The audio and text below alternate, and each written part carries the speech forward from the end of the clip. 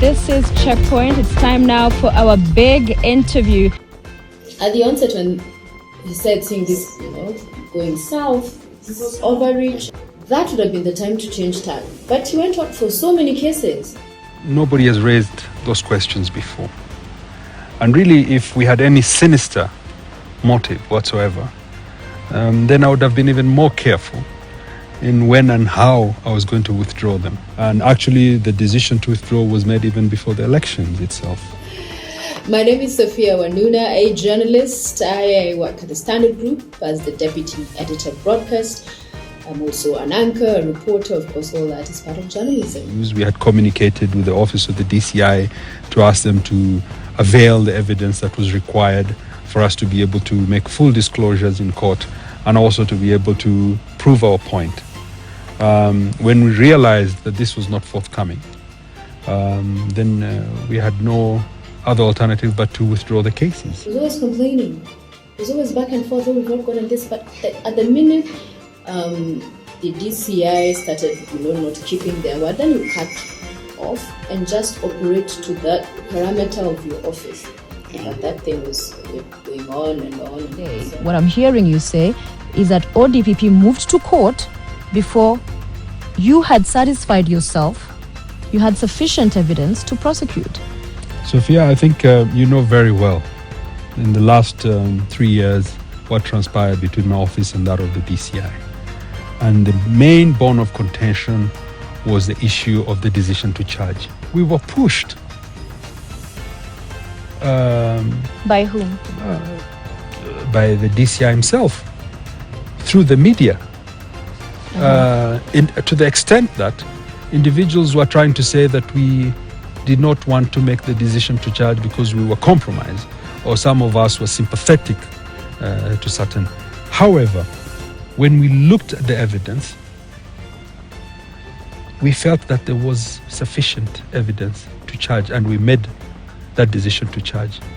Only now with the affidavit to discover that some of that evidence itself were not, were documents that were forged.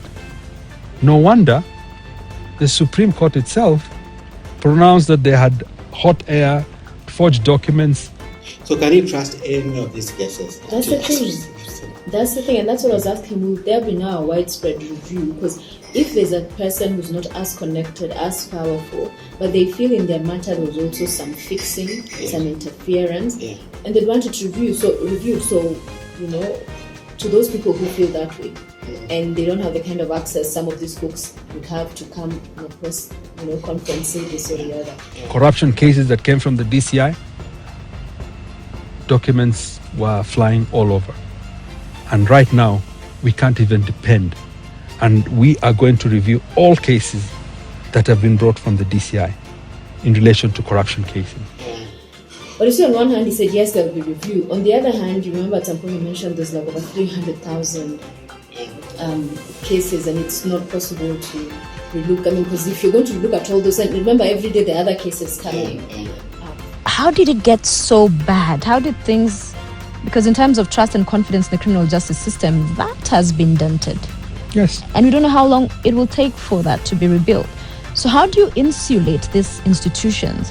The DCI, yes, there's a new boss, but they should work irrespective of who's there. The checks and balances, and your office, ODPP, is meant to be a check and balance for DCI, that they bring these cases to you, but there's that layer that Kenyans out there have trust and confidence. You do know that there were several attempts by the DCI to circumvent the office of the ODPP. That is true. Because we refused to do anything other than follow the Constitution and ensure, through the decision to charge guidelines, that cases that were brought had the required evidence.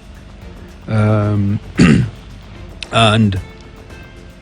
that alone should give Kenyans the confidence that at least there's something within the criminal justice system working.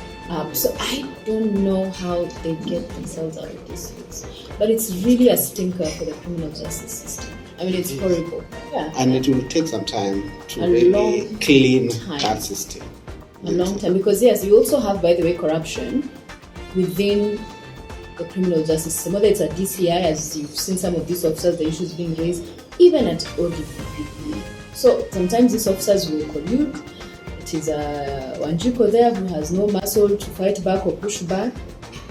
Files, cases, allegations are all, put in such a way as to, whether it's to take away a property or do this and the other. So there are so many people suffering and they don't have that recourse, who helps them.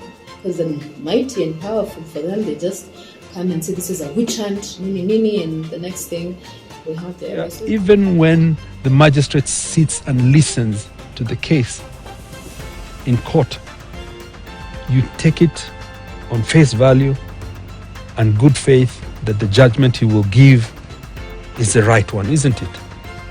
You don't know what is behind the scenes. I mean, remember for the longest time, they were talking about, the judiciary is dropping the ball, is the weakest link.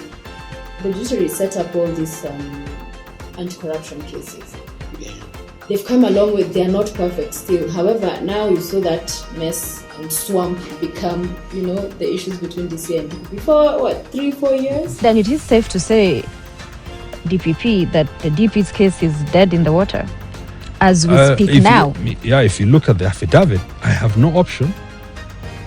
So you will withdraw the case? I will. That one I will not beat about the bush.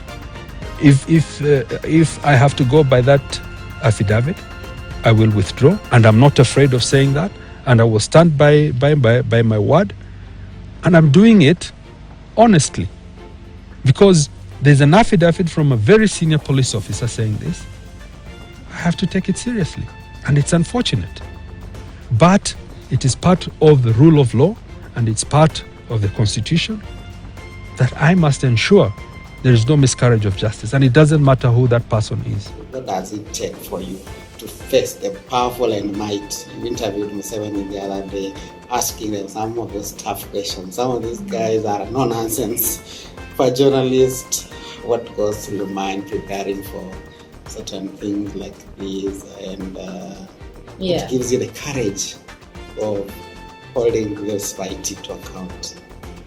I think the most important thing is to not think about it as Sophia with Museveni or Sophia in conversation with DPP. It's about what do other people, ordinary citizens, Wanjiko, other stakeholders would want these folks held to account. What are the issues arising?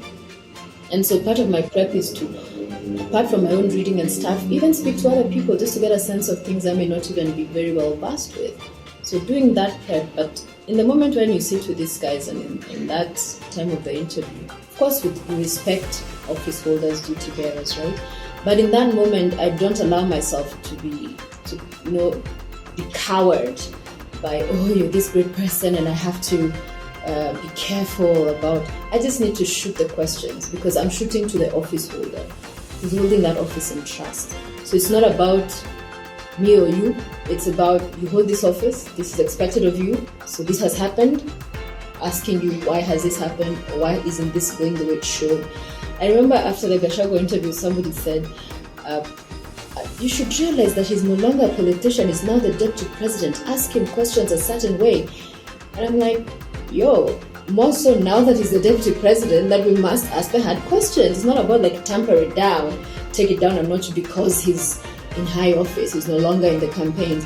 There is no reason to turn up, the heat because he's not there of his own person. He's there to serve all Kenyans, wherever they are. So if there are issues to be raised, these are the people who have been entrusted with that high office to do as they should. So I think it's do as good prep as possible. I try to do that. And when seated in front end with these individuals, it's just to allow myself to be like a vessel of service to country. The brown envelopes. Sometimes people tumble carrot for you to either drop a story or do it in a certain way. Have you ever faced such thing? How to handle it? And the thing is, folks are always seeking to compromise our trade, journalism.